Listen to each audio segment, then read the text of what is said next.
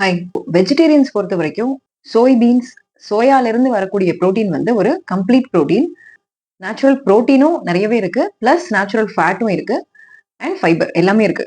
சோயில வந்து நீங்க என்னெல்லாம் ரெசிபீஸ் பண்ண முடியுமோ 2, 3 எக்ஸாம்பிள்ஸ் மட்டும் குடுக்குறேன்.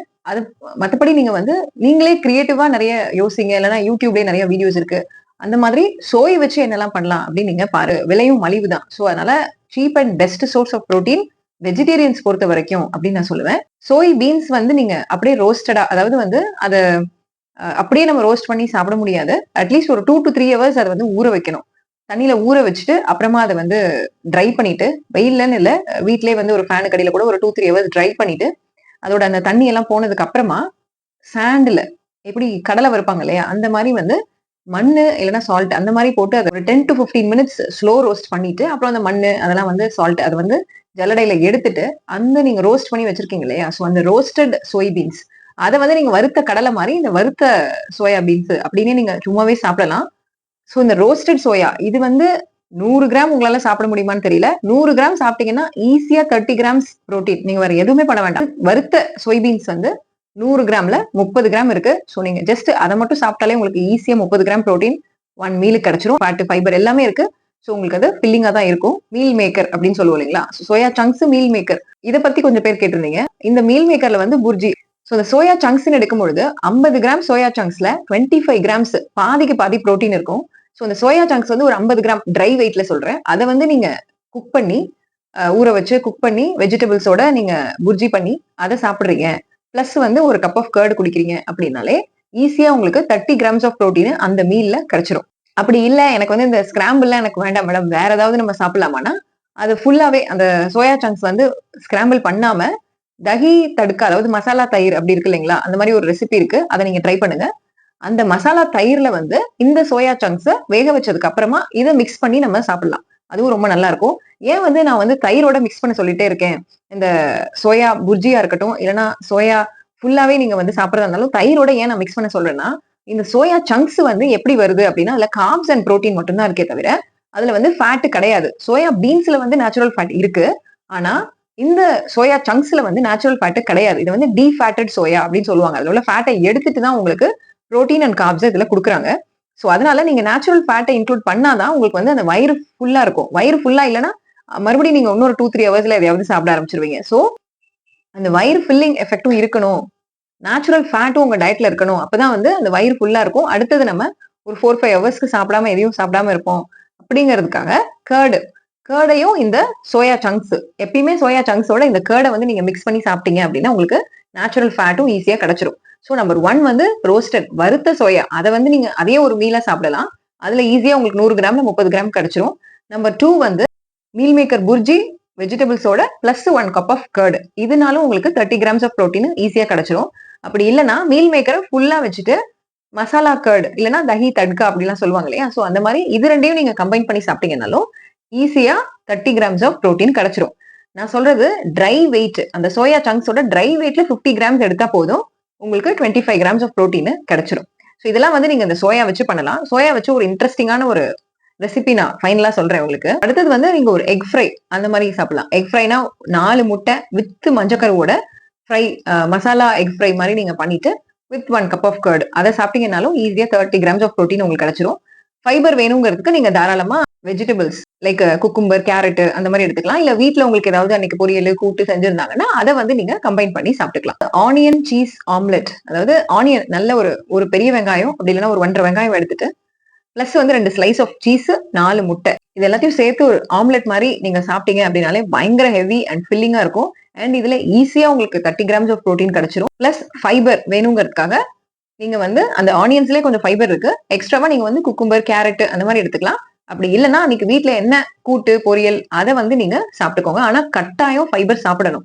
வெறுமனே சீஸ் ஆம்லெட்டை மட்டும் சாப்பிட்டுட்டு நீங்க விட்டுட்டீங்க அப்படிங்கன்னா கண்டிப்பா வந்து மலச்சிக்கல் வரும். அதனால கட்டாயமா இன்னொரு ஃபைபர் சோர்ஸ் ஏதாவது நல்லா எடுத்துக்கணும்.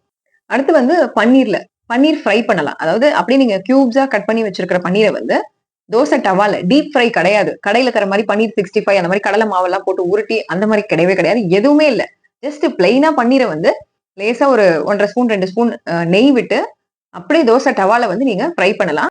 ஒரு 3 to 5 மினிட்ஸ்ல அது ஃப்ரை ஆயிடும். ஃப்ரைனா லேசா அப்படியே ப்ரௌன் ஆயிடும். அதுக்கப்புறம் ஒண்ணுமே இல்ல, நீங்க சால்ட் அண்ட் பெப்பர் போட்டுட்டு அதை அப்படியே சாப்பிடலாம். அப்படி இல்லைன்னா அந்த மசாலா தயிர் அதுல வந்து நீங்க மிக்ஸ் பண்ணி அப்படி சாப்பிடலாம்.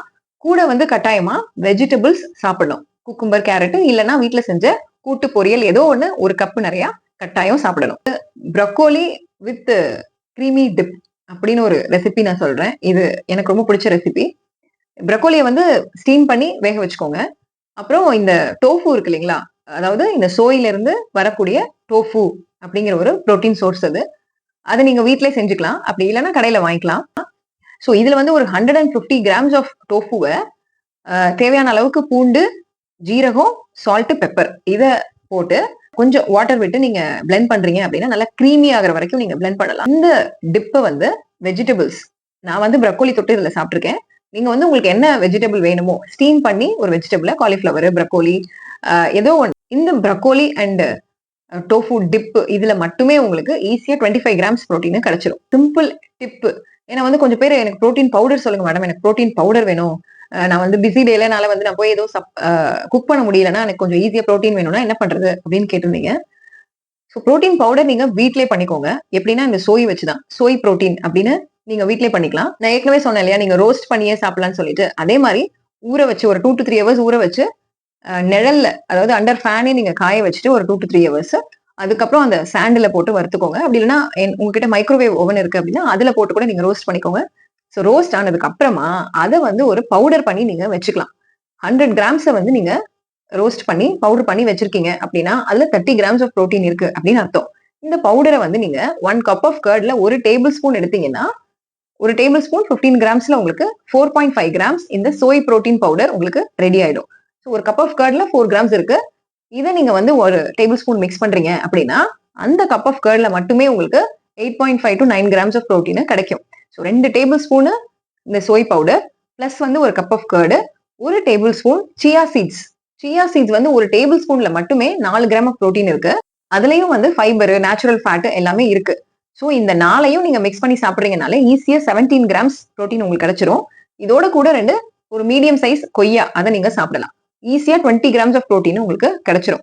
ஸோ இந்த சோய் ஸ்மூதி, அதாவது கர்ட்ல நீங்க மிக்ஸ் பண்ணிக்கலாம். அப்படி இல்லைன்னா ஒரு கப் ஆஃப் மில்க், ஒரு டேபிள் ஸ்பூன் சியா சீட்ஸ், அப்புறம் 2 நீங்க ப்ரிப்பேர் பண்ண ப்ரோட்டீன், அந்த சோய் ப்ரோட்டீன் பவுடர்ல 2 டேபிள் ஸ்பூன் மிக்ஸ் பண்றீங்க அப்படின்னாலே 17 கிராம்ஸ் பிளஸ் 2 கொய்யா, இதுவே ஒரு மீலா நீங்க சாப்பிடலாம். இதுல உங்களுக்கு ஒரு 20 கிராம்ஸ் ஆஃப் ப்ரோட்டீன் ஈஸியா கிடைக்கும். ஒன்ஸ் வெயிட் குறைச்சிட்டீங்க, மெயின்டைன் தான் பண்றீங்க அப்படிங்கிற சமயத்துல கொஞ்சம் நீங்க ரிலாக்ஸ் பண்ணிக்கலாம். நானுமே ரிலாக்ஸ் பண்ணுவேன். பண்ணிட்டு நான் வந்து இந்த மாதிரிலாம் நான் சாப்பிட்டேன் அப்படின்னா அதுக்கப்புறம் நான் ஒரு 24 ஹவர்ஸ் ஃபாஸ்டிங் இருப்பேன். ஸோ எனக்கு வந்து வெயிட் பேலன்ஸாக தான் இருக்கும். ஸோ லைஃப்ல வந்து எப்பயுமே நம்ம இது மாதிரி சாப்பிட முடியாது இல்லையா? ஸோ ஹெல்த்தியா சாப்பிடணும். நம்ம ஹெல்த்தும் ரொம்ப முக்கியம்.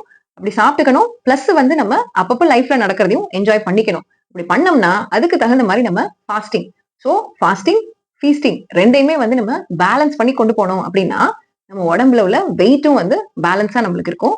வியாதியும் ரொம்ப வராம இருக்கும். இதோட கூட எக்ஸசைஸும் பண்ண ஆரம்பிக்கணும். ஓகே, பாய்.